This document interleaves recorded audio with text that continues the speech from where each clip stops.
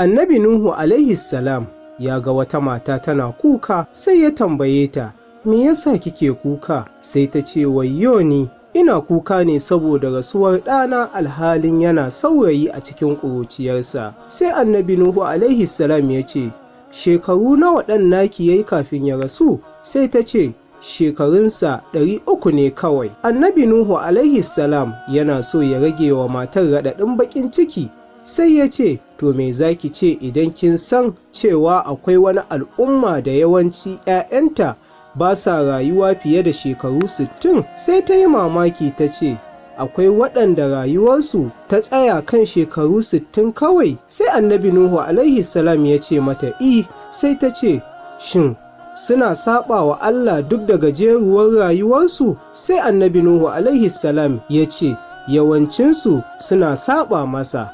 Sai ta ce, shin suna matuƙar son duniya da irin wannan gajeruwar rayuwar? Sai Annabi Nuhu ya ce, burinsu mafi girma shine son duniya, kuma kaɗan ne daga cikinsu ke tunanin lahira. Sai ta ce, shin suna ta cece ku ce da jayayya da juna da irin wannan ɗan lokaci? Sai ya ce, har suna faɗa da juna saboda ƙaramin abu.